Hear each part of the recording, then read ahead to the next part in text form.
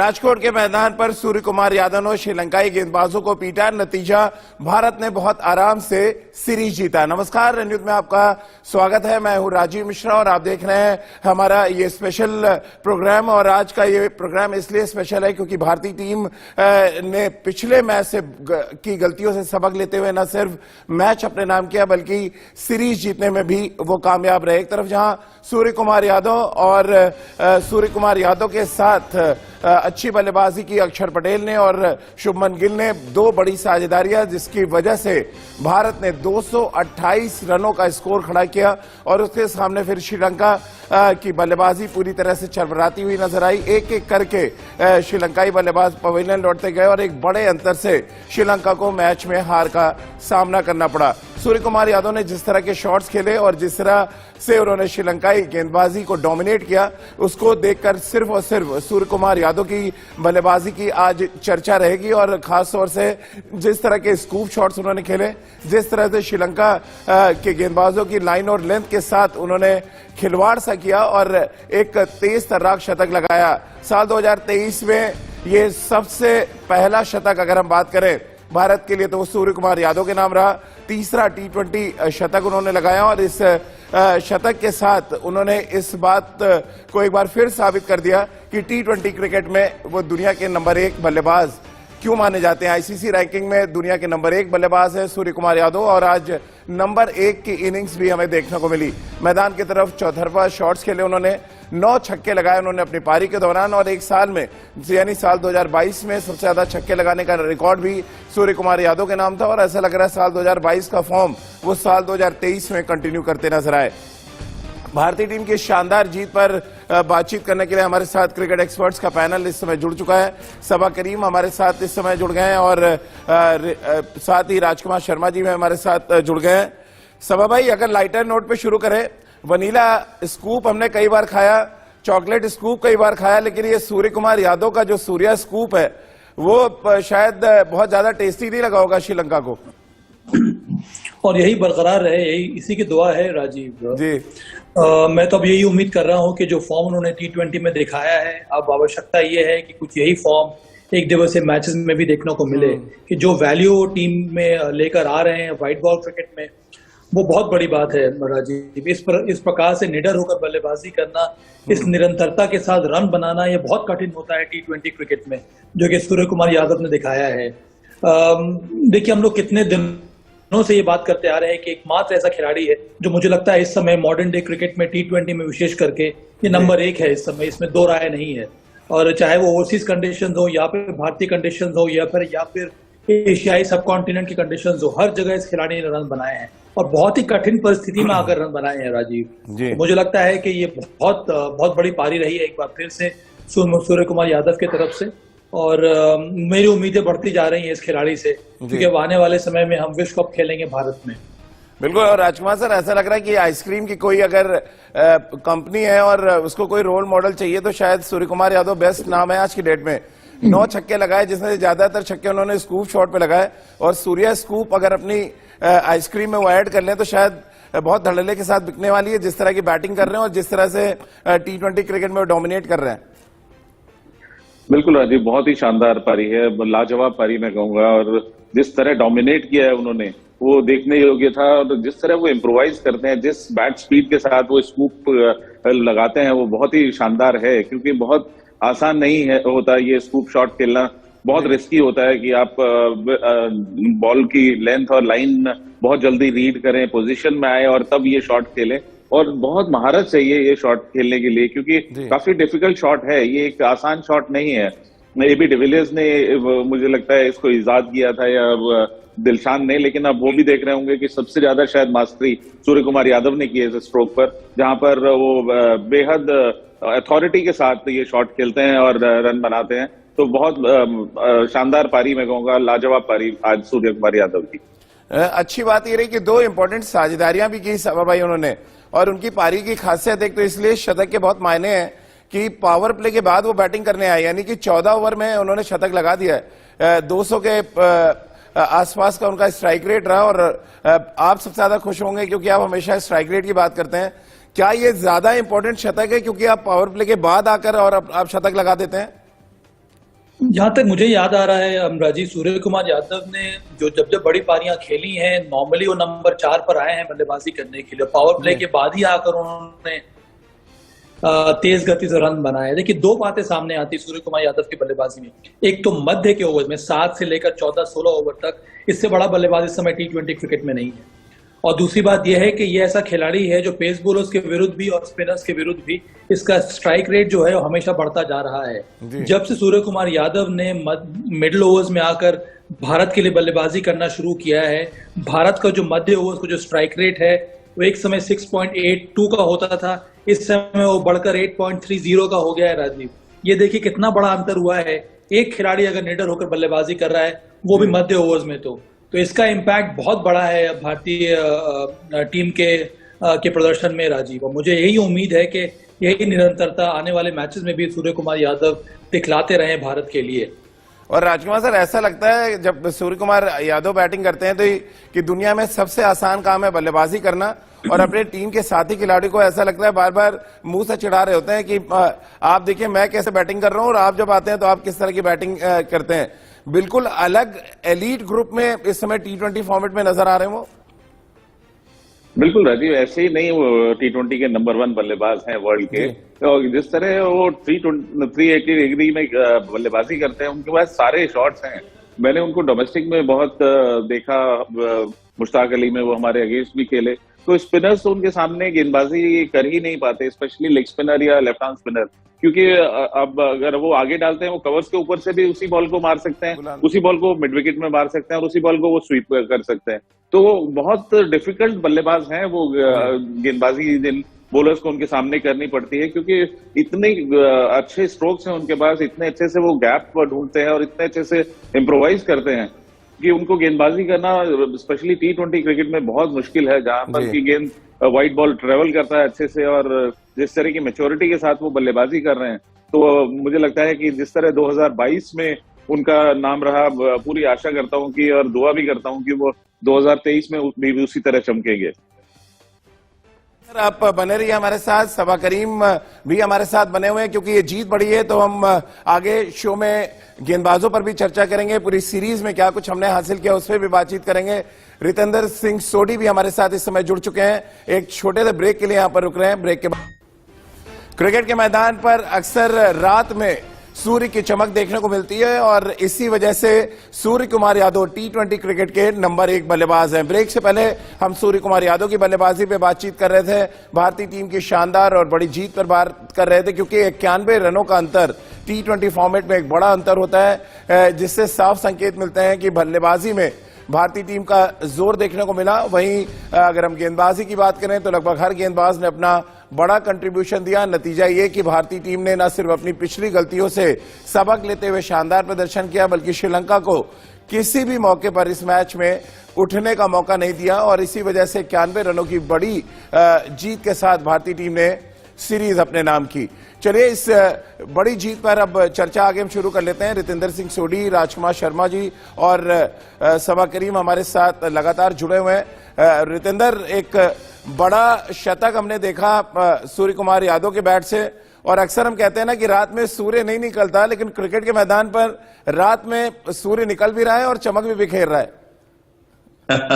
जी हाँ राजीव, आपने बिल्कुल सही कहा। बहुत जबरदस्त ताबड़तोड़ ये बल्लेबाजी थी और सूर्य कुमार यादव जब इस एलिगेंस में होते हैं राजीव, तो अक्सर प्रतिद्वंदी क्लूलेस होते हैं, उनके पास जवाब ही नहीं होता है। ऐसी बल्लेबाजी सूर्य ने की है और इसी की हम उम्मीद कर रहे थे। अगर हम पिछले 2 मैचेस की बात करते हैं राजीव, आप, मैं, साबा, राजकुमार जी यही बात कर रहे थे कि हमारी बल्लेबाजी में जो फ्लुएंसी है वो निखर के नहीं आ रही है। लोअर ऑर्डर तो रन बना रहा है लेकिन टॉप ऑर्डर स्ट्रगल कर रहा है। लेकिन आज गिल की बात करें, सूर्य कुमार यादव ने जो धावा बोला, आई थिंक क्रेडिटेबल है। बड़ी जीत है और डिजर्विंग टीम जीती है, क्योंकि भारतीय टीम हमेशा श्रीलंका से बेहतर थी, लेकिन पिछले 2 मैचेस में शायद वो एलिगेंस नजर नहीं आ रही थी। बट आज हमने चारों खाने चित किया है श्रीलंका को।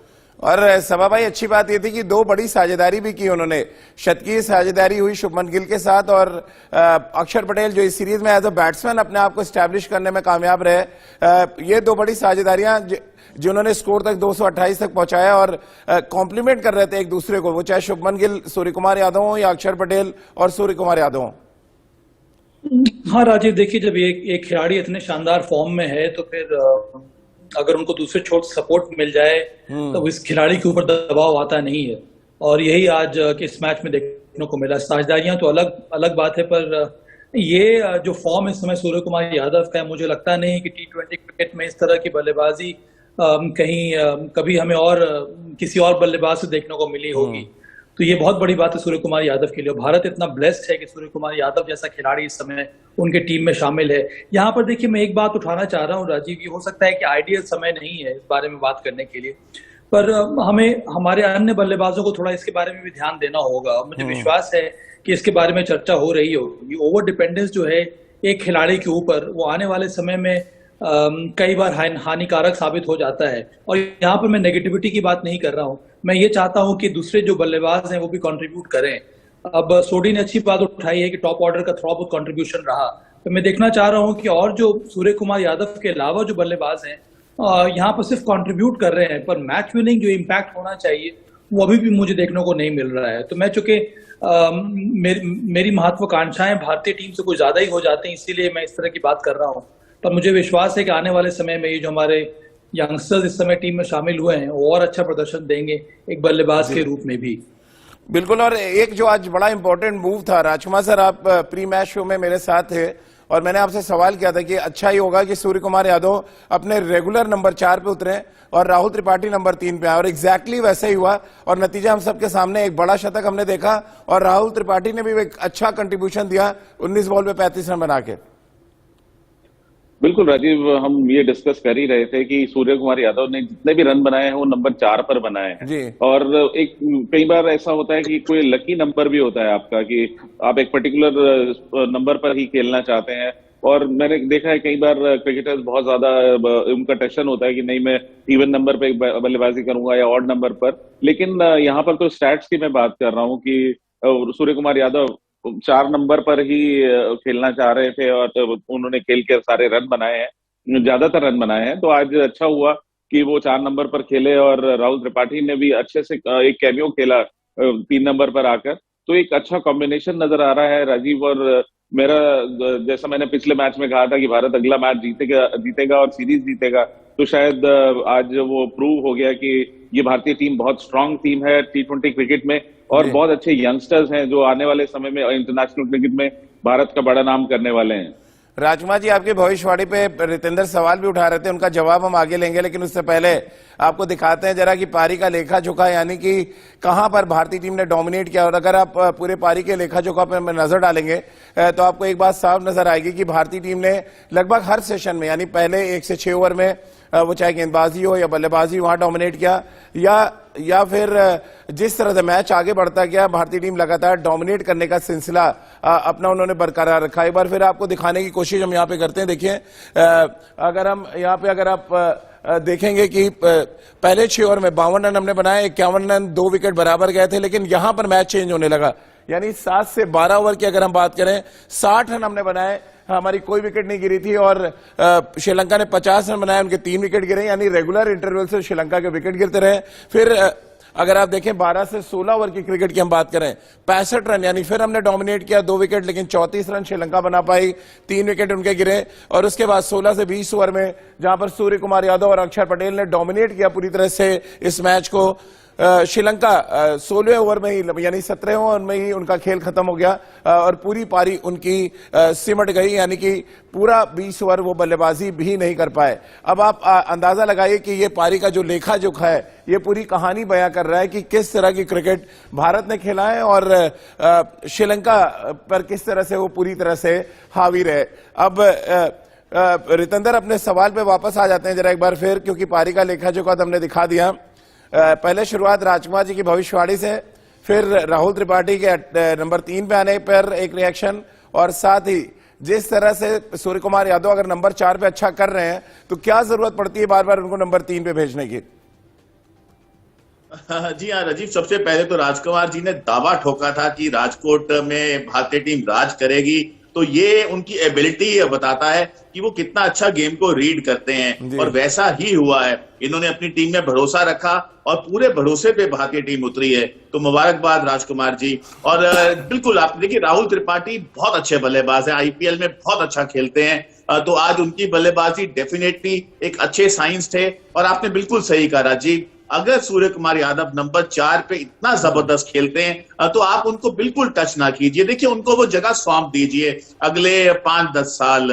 और साबा ने बहुत अच्छा मुद्दा उठाया राजीव। देखिए, ओवर डिपेंडेंसी आपको हमेशा कहीं ना कहीं तंग करती है, तो भारतीय टीम को जरूर यहाँ पे सोचना होगा और एज अ यूनिट इकट्ठे होके रन बनाने होंगे, क्योंकि अगर आपका टॉप ऑर्डर चमकता है, 3-4 पे रन बनते हैं, तो आप मादा रखते हैं 200 से ज्यादा रन बनाने का इन एवरी गेम, और वो हमारा टारगेट है। तो भारतीय टीम जरूर इस पे काम करेगी। लेकिन अच्छी बात यह है कि इस युवा टीम के आज जो परफॉर्मेंस आई है, एक उम्मीद तो जरूर जागी है कि अगर आपको मौका मिलता है आप उसको भुनाते हैं, और तमाम युवाओं ने इस सीरीज में अच्छा किया है, और definitely they are the man for the future.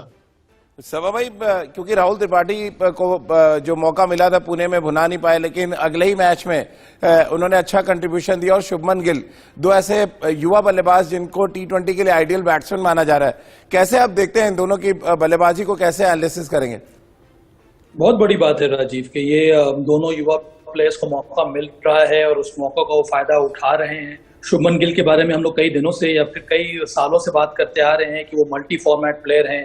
आज इस तरह की पारी खेली, ये सैंपल साइज बहुत छोटा है, पर आने वाले समय में मुझे विश्वास है कि इसमें और ज्यादा शानदार प्रदर्शन हमें देखने को मिलेगा। राहुल त्रिपाठी नंबर 3 पर उनके लिए एक आइडियल पोजीशन है, क्योंकि नंबर 3 पर वो ज्यादा कंफर्टेबल है। आईपीएल फ्रेंचाइजीज के लिए भी वो नंबर 3 पर ही आते हैं खेलने के लिए। वहां पर उन्होंने बहुत ही अच्छे स्ट्राइक रेट से रन बनाए हैं, और इसी का विश्वास दिखाया है टीम मैनेजमेंट ने राहुल त्रिपाठी के ऊपर। और इसी प्रकार की बल्लेबाजी की आवश्यकता है नंबर 3 टॉप ऑर्डर बैटर से, और विशेष करके जब आपके पास सूर्य कुमार यादव और हार्दिक पांड्या और दीपक हुडा जैसा खिलाड़ी है, तो वहां पर जो खुलकर बल्लेबाजी का मुजाहरा दिया है आज राहुल त्रिपाठी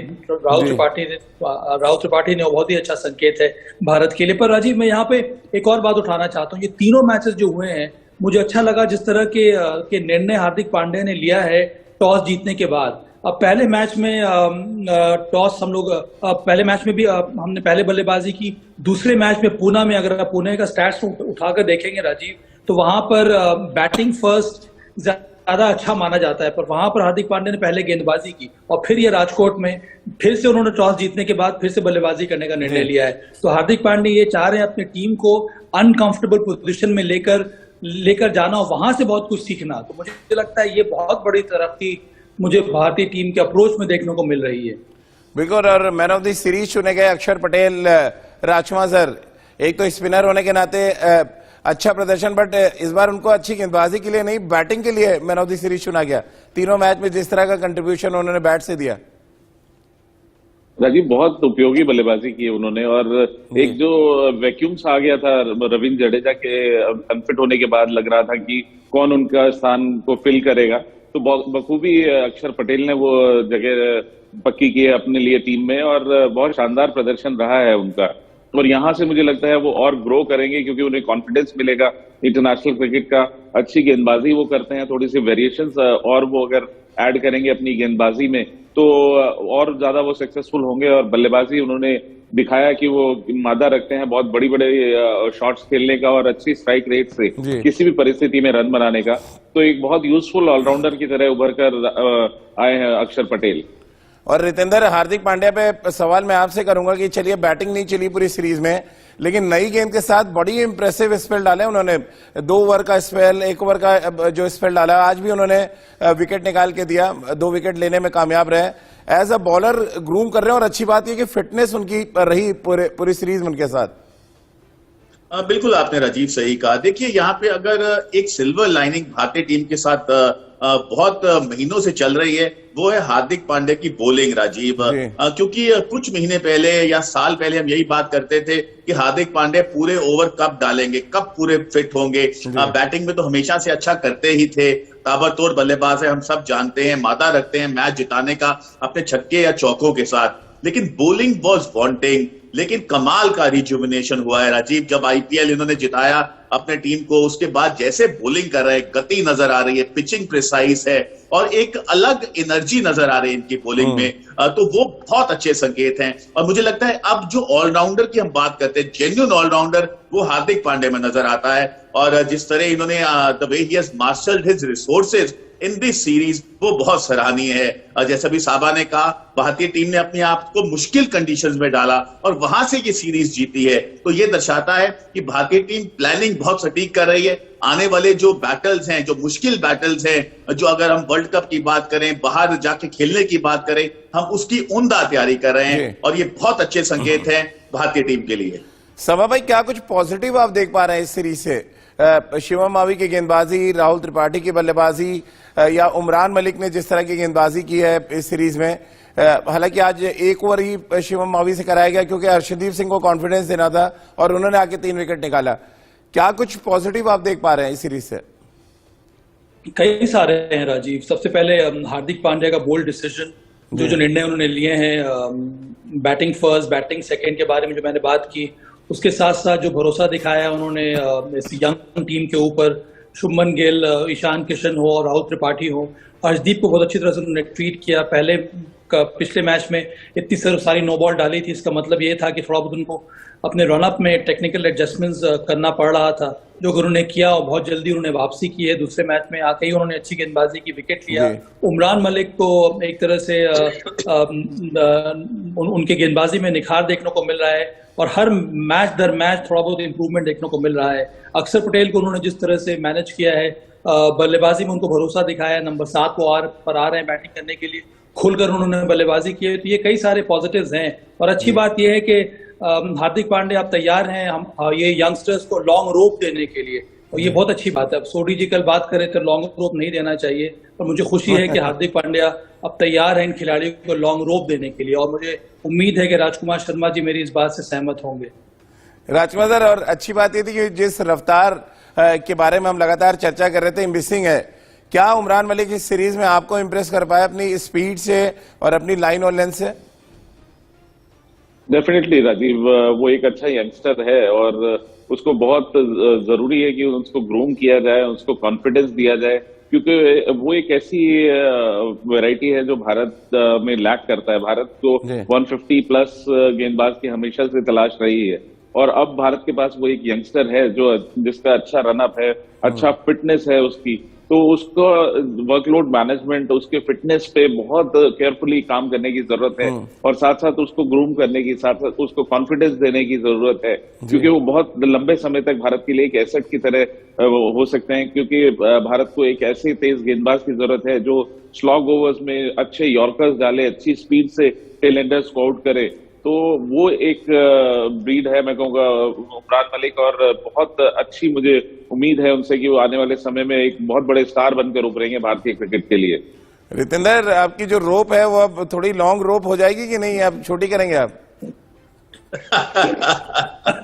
देखिए राजीव, अभी साहबा देखिए बहुत वो क्या बोलते हैं ना, बहुत आराम से कह गए, बहुत बड़ी बात, लेकिन अभी भी मैं ये कहूंगा लॉन्ग रोप आप दीजिए, लेकिन उनको दीजिए जहां पे आप उम्मीद करते हैं ये आपके पोटेंशियल हैं, ये आने वाले समय में अच्छा कर सकते हैं, और परफॉर्मेंस के हिसाब से राजीव लॉन्ग रोप होती है। आज भारतीय टीम ने बड़ी जीत हासिल की है, बड़ी सीरीज जीत हासिल की है, लड़कों ने उम्दा परफॉर्मेंस दी है, तो डेफिनेटली जो परफॉर्मर्स हैं उनको तो लॉन्ग रोप अब मिलेगी। लेकिन राजीव, हमने मात खाई है अगर हम नॉन परफॉर्मेंस की बात करें। बहुत से ऐसे लड़के हैं जहां हमने भरोसा दिखाया, उनके साथ हम कंसिस्टेंट रहे, परसिस्टेंट रहे, लेकिन उन्होंने ज्यादा नहीं किया है। लेकिन इस टीम में, इस युवा टीम में ऐसे लड़के हैं, उमरान मलिक की हम बात करें, शिवम मावी की बात करें, सूर्य कुमार यादव ने तो अपनी जगह को बहुत बड़े तरीके से सीमेंट कर लिया है, लेकिन शुभमन गिल जिस तरह आज खेले हैं, राहुल त्रिपाठी खेले हैं, तो ये सब ऐसे लड़के हैं जो डिजर्व करते हैं लॉन्ग रोप। तो जी हाँ, अब तो लॉन्ग रोप मिलनी तय है, और हम सब उम्मीद करते हैं कि आने वाले समय में ये सब लड़कों का डंका बोलेगा। राजकुमार सर, यजवेंद्र चहल ने भी एक रिकॉर्ड बना दिया है, भुवनेश्वर कुमार के बराबर वो खड़े हो गए T20 क्रिकेट में, सबसे ज्यादा 90 विकेट ले चुके हैं अब तक वो। उनकी लॉन्ग रोप होगी कि आपको लग रहा है उनकी भी रोप थोड़ी छोटी करेंगे? नहीं राजीव, मैं तो हमेशा फेवर में रहा हूँ और मैं तो चाहूंगा कि हमारे ऐसे कौन से प्लेयर हैं जिन्हें हमने लॉन्ग रोप दी और वो सक्सेसफुल नहीं हुए, क्योंकि मुझे तो लगता है कि जो भी भारतीय टीम में प्लेयर आता है वो एक प्रूवन प्लेयर आता है और हमें अगर हम उसको सेलेक्ट कर रहे हैं भारतीय टीम में तो हमें उसे लॉन्ग रोप देनी ही चाहिए, क्योंकि वो काफी स्ट्रगल करके डोमेस्टिक क्रिकेट में अच्छा करके या आईपीएल में बहुत अच्छा करके यहाँ तक पहुंचता है। आप उसको ट्रस्ट करते हो कि ये भारतीय टीम में खेलने योग्य है तो आपको उसको लॉन्ग रोप देनी ही होगी। और युजवेंद्र चहल तो सभी जानते हैं एक प्रूवन मैच विनर हैं और बहुत बड़ा ये उन्होंने रिकॉर्ड बना लिया है और आने वाले समय में मुझे पक्का विश्वास है कि वो बहुत लंबे इस रिकॉर्ड को लेकर जाएंगे, क्योंकि अभी उनका बहुत लंबा कैरियर बाकी है भारतीय क्रिकेट के लिए। चलिए, बहुत बहुत शुक्रिया राजकुमार सर, रितेंद्र और सभा भाई आपका हमारे साथ जुड़ने के लिए और इस जीत पर चर्चा करने के लिए। तो इस उम्मीद के साथ कि भारतीय टीम ने साल का पहला मुकाबला जीता पहले और उसके बाद साल की पहली सीरीज भी जीतने में वो कामयाब रहे। युवा खिलाड़ियों ने अपनी चमक और धमक का एहसास कराया, लेकिन इन सब के ऊपर सूर्य कुमार की शतकीय पारी रही जो श्रीलंका पर भारी पड़ गई। नतीजा ये कि हमने न सिर्फ सीरीज अपने नाम किया बल्कि लगातार 12वीं सीरीज जीत अपने घरेलू मैदान पर हासिल करने का रिकॉर्ड भी अपने नाम किया और विजय रथ को हमने T20 सीरीज में रुकने नहीं दिया। तो आज की हमारी इस खास पेशकश में फिलहाल इतना ही, लेकिन चलते चलते आपको छोड़ जाते हैं तीखी मिर्ची के साथ।